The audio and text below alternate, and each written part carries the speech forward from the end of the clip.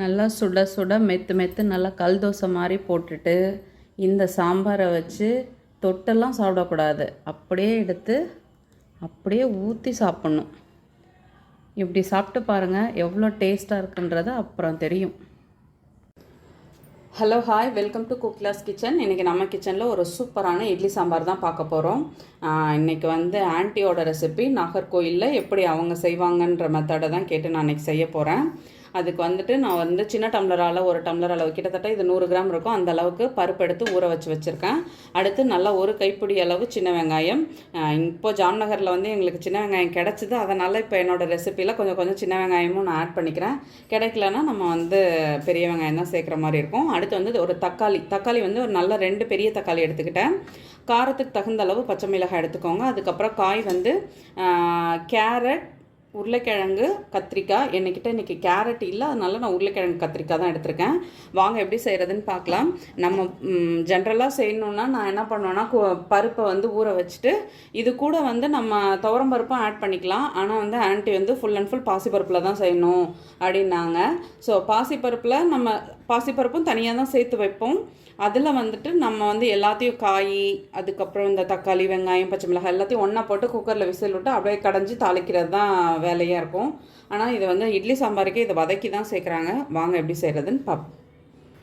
இப்போ அடுப்பில் குக்கர் வச்சாச்சு. குக்கர் சூடானதும் நம்ம எண்ணெய் சேர்த்துக்கலாம். இப்போது 1 ஸ்பூன் அளவு நான் எண்ணெய் சேர்த்துருக்கேன். எண்ணெய் சூடானதும் சின்ன வெங்காயம், பச்சை மிளகாவை ஃபஸ்ட்டு நல்லா வதக்கிக்கலாம்.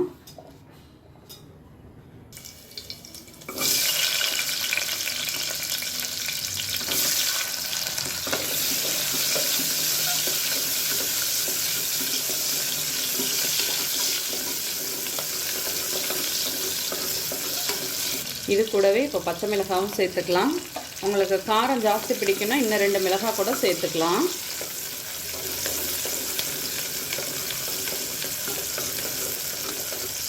இப்போது வெங்காயம், பச்சை மிளகாய் நல்லா வதங்கிடுச்சு. அடுத்து தக்காளி சேர்த்துக்கலாம்.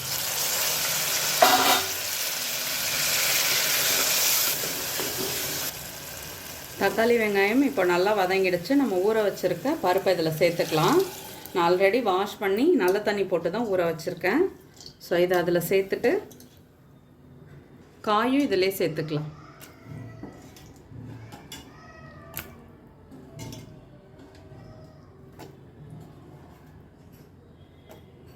இப்போ காய் மூழ்கிற அளவுக்கு தண்ணி வச்சுருக்கேன். தண்ணி வச்சுட்டு இதில் கொஞ்சமாக மஞ்சள்தூள் போட்டுக்கலாம். இப்போது இதை மூடி போட்டுடலாம். ஒரு 2லேருந்து 3 விசில் விட்டு நல்லா குழைய வேக வச்சு எடுத்துக்கலாம்.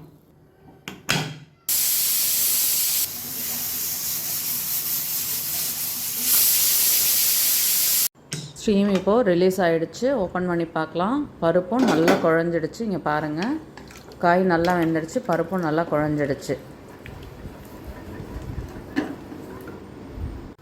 பருப்பு இப்போது நல்லா சூப்பராக வெந்துடுச்சு. நான் அடுத்து ஒரு 1.5 இன்ச் அளவு புளி எடுத்து ஊற வச்சு எடுத்து வச்சுருக்கேன். இதை கரைச்சி எடுத்துக்கலாம். இப்போது அடுப்பில் வானல் வச்சாச்சு. நான் புளியும் கரைச்சி எடுத்துக்கிட்டேன். இப்போ புளி தண்ணியை இதில் சேர்த்துக்கலாம். இது கூட சாம்பாருக்கு தேவையான அளவு உப்பு, அடுத்து நம்ம குழம்புத்தூள் இருக்கு இல்லையா, அதில் கொஞ்சம் சேர்த்துக்கலாம். இது கூட குழம்புத்தூளும் சேர்த்துக்கலாம். இது இப்போ கொதி வந்ததும் பருப்பு எடுத்து இதில் சேர்த்துக்கலாம். இப்போ பாருங்கள், இது கொதி வர ஆரம்பிச்சிடுச்சு. நம்ம பருப்பு எடுத்து இதில் சேர்த்துக்கலாம்.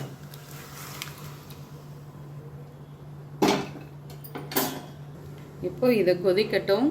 செம சூப்பராக இருக்குது. இப்போ இன்னும் தாளிப்பே போடல, அதுக்குள்ளேயே வாசனை சூப்பராக இருக்குது. ஏன்னா நம்ம வெங்காயம், தக்காளி எல்லாம் வதக்கி சேர்த்துருக்கோம் இல்லையா.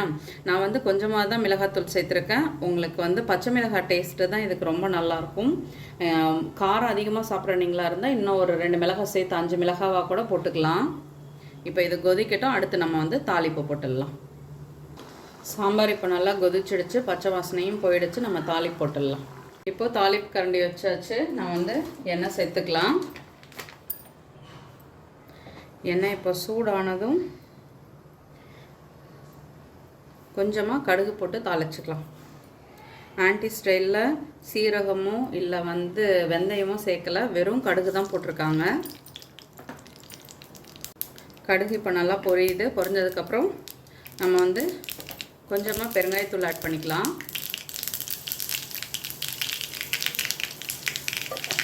அடுத்து ஒரே ஒரு காஞ்ச மிளகாய், கொஞ்சம் கருவேப்பிலை. இப்போ இந்த தாளிப்பை சாம்பாரில் சேர்த்துடலாம். லாஸ்ட்டாக மல்லித்தழை போட்டுக்கோங்க. என்கிட்ட மல்லித்தழை காலி ஆகிடுச்சு, கொஞ்சம் தான் இருந்துச்சு. அவ்வளோதான், சூப்பராக ரெடி ஆகிடுச்சு. ரொம்ப டேஸ்ட்டாக இருக்கும். கட்டாயமாக ட்ரை பண்ணி பாருங்கள். நம்ம வழக்கமாக செய்கிற சாம்பாரை விட இது வித்தியாசமாக ரொம்ப நல்லாயிருக்கும். சுட சுட சூப்பராக நம்மளோட விஜய் ஆண்டி ஸ்டைலில் டிஃபன் சாம்பார் சூப்பராக ரெடி ஆகிடுச்சு. நீங்களும் வீட்டில் ட்ரை பண்ணி பாருங்கள். கண்டிப்பாக உங்களுக்கு பிடிக்கும். வீடியோ பிடிச்சா லைக் பண்ணுங்கள். என்னோடய வீடியோ உங்களுக்கு யூஸ்ஃபுல்லாக இருந்தால் சப்ஸ்கிரைப் பண்ணிக்கோங்க. நல்ல சுட சுட இட்லி, தோசை, பொங்கலோட செம சூப்பராக இருக்கும். கூட வடையும் இருந்தால் அதை விட சூப்பராக இருக்கும். ட்ரை பண்ணிவிட்டு கட்டாயமாக சொல்லுங்கள். தேங்க்யூ.